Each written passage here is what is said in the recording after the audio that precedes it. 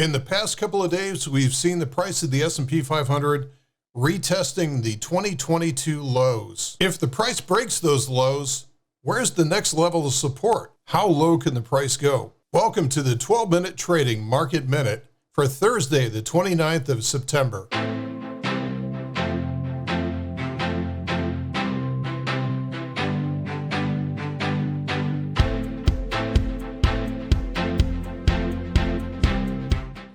Let's start up with a chart of the S&P 500 in what I call a triple fractal array. On the left-hand side, we have the monthly chart, the weekly charts in the middle, and the daily is on the right-hand side. These are all roughly separated from each other by a factor of 5. 5 days in a week and more, just about 5 weeks in a month, give or take, right? So this becomes a family of time frames. Now, what we want to do is look at two things here, the trend at every time frame. And on the monthly chart, this is starting to become much more clear now. We now have a monthly downtrend. We have an undercut. We have a lower high, lower low combination. We have a series of lower highs and lower lows on the monthly chart. Now, that's been happening for quite some time on the weekly chart, so this is no surprise. We have trend to the downside. And on the daily chart, we certainly have a downtrend as well, lower highs and lower lows. All time frames are trending to the downside. Now, we look at things from two dimensions, not only trend, but also energy. The available energy to move, and this is the potential of this. You can think of this as almost like a fuel tank with full up here and empty down here. And you can see the monthly chart has tremendous potential to trend. Which direction is that trend going to go? Typically, it's through the trend that it's already moving in. This is what we call rule number one, which is that larger time frames dominate the trend. Number two, the weekly chart has about a mid-grade level of energy here. So it's already expended some energy to the downside, but still plenty to go. Now here's the crux of the biscuit here right now is that the daily chart is into what we call exhaustion. So there's an empty tank down here. This move has been very, very linear since the CPI report surprised to the upside a couple of weeks back, and the market's done nothing but distribute since that point. So markets don't go forever in one direction. What we're seeing is range expansion or range movement like this. Range expansion goes to range contraction, and we've been seeing that range contraction into a small coil, a small volatility coil. And that's going to catch up with it fairly soon. What we're going to see over the next few days, assuming that we don't see a continued downtrend starting tomorrow after PCE, is that this is going to build up energy very soon.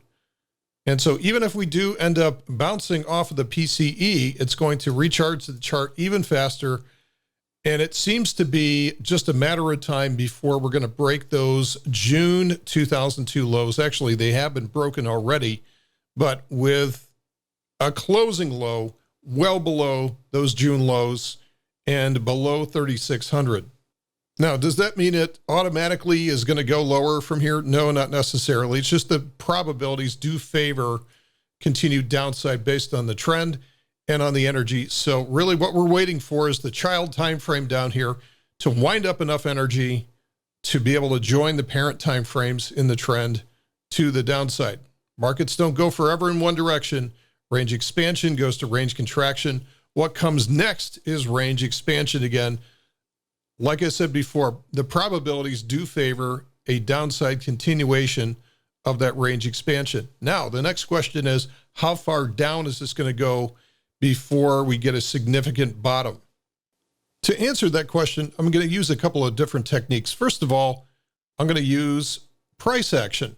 And right now, the price action shows me that we have a significant pivot where we have higher highs and higher lows, and that higher high was just below 3,400. So let's just call that around 3,400 before the pandemic crash came into play. And so this concept is former resistance becomes new support when tested from above. So we should see somewhere around, according to price action, we should see that pivot test somewhere around the 3,400 level. And by the time that the price gets down to about 3,400, chances are very good, if in fact that's what happens, that the weekly chart will then go into exhaustion and then increase the probability that we'll see the next swing up, which of course is that at this point, we're going to just call a bear market rally.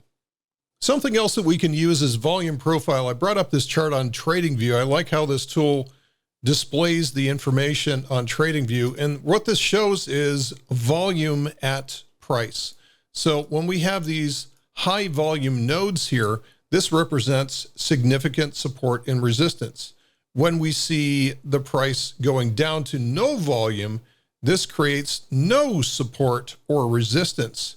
So here it is, guys. Once again, this is where we start to see the indicators stacking up with each other. If the price is closing below the recent June lows, so far it has not closed below those, but if it does close below those in the next week or so here, then we're going to see the price make a relatively rapid trip down to this level here in the area of the next support, which is going to be about, guess what, 340 on the spiders. And I'm using the spiders because it's got volume, unlike the SPX. And that 340 level is 3,400 on the full S&Ps. So to me, this is where support lies next. If we break the June lows on a closing basis, the price will very, very likely make a rapid trip down to somewhere around 3,400, and it will find difficult going to the downside from that point. It may find some at least temporary support at 3,400. All right, guys, that is it for today's Market Minute. We'll see you in the next one.